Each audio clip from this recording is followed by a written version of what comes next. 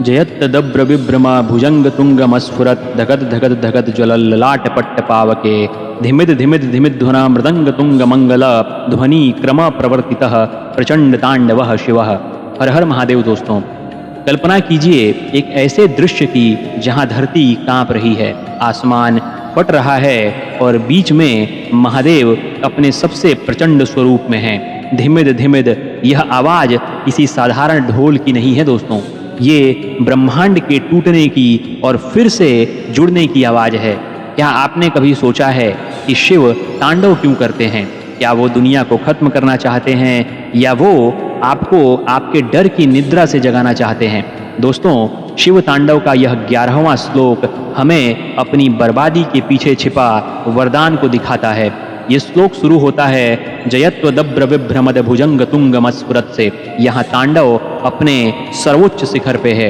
महादेव की जटाओं के सर्प तेजी से घूम रहे हैं, मस्तक पर अग्नि धधक रही है और डमरू मृदंग की गूंज से दिशाएं दहल रही हैं। ये अब सिर्फ एक नृत्य नहीं है दोस्तों, ये पूरा का पूरा ब्रह्मांड का कॉस्मिक रिकंस्ट्रक्शन है। आपकी जिंदगी में भी एक ऐसा क्षण आता है जब सब कुछ खत्म हो जाता है और सब कुछ हमारे कंट्रोल के बाहर हो जाता है। रिश्ते टूट जाते हैं, सपने बिखर जाते हैं और हमारे अपने साथ के लोग सभी साथ छोड़कर चले जाते हैं। आप ऊपर देखते हैं, चिल्लाते हैं कि हे प्रभु, मेरे साथ ही ऐसा क्यों हो रहा है? लेकिन दोस्तों, क्या ये आपका तांडव नहीं है?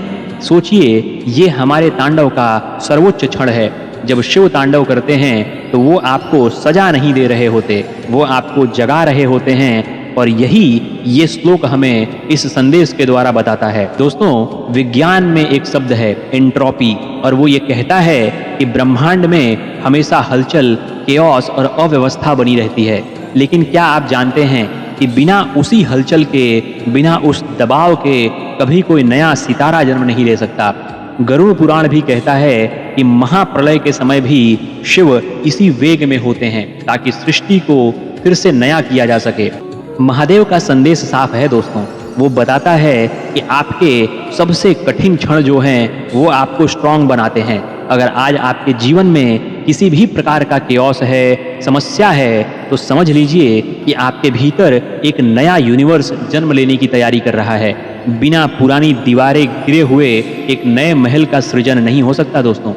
रावण आगे कहते हैं कि धिमिद धिमिद धिमिद ध्वना मृदंग तुंग मंगल। मृदंग की यह मंगल ध्वनि आपके भीतर गूंज रही है दोस्तों। ये आपसे कह रही है कि उठो और स्वयं को एक बड़ा सृजन करने के लिए तैयार करो। आप उस परिस्थिति से बहुत ही ज़्यादा ताकतवर हैं।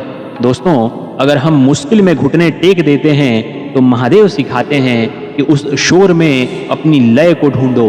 तांडव संहार है, पर वो मंगल यानी शुभ भी है। अगर आज आप टूटे हुए महसूस कर रहे हैं तो याद रखिए कि महादेव हमें सिखा रहे हैं कि आप खत्म नहीं हुए, आपका एक नया सृजन होने का समय आ गया है।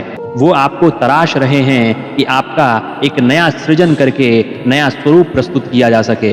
अंत में रावण कहते हैं कि प्रचंड तांडवः शिवः, अर्थात मुसीबतें आ रही हैं तो आप डरिए नहीं, उसे एंजॉय करिए, क्योंकि महादेव का तांडव इस बात का सबूत है कि आप अभी जीवित हैं और आप में उन सभी तांडवों से लड़ने की शक्ति शेष है।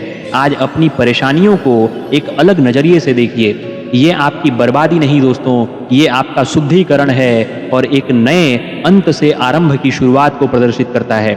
जो आपका नहीं था, महादेव उसे हटा रहे हैं ताकि जो आपका सत्य है वो बाहर आ सके। आज अपनी मुट्ठियों को भींचिए, उस डमरू की आवाज को अपने रक्त में महसूस करिए, ताकि आप गिरेंगे तो टूटेंगे और महादेव आपके टूटने पर आपका हाथ पकड़ के आपको खड़ा कर देंगे। हर हर महादेव दोस्तों।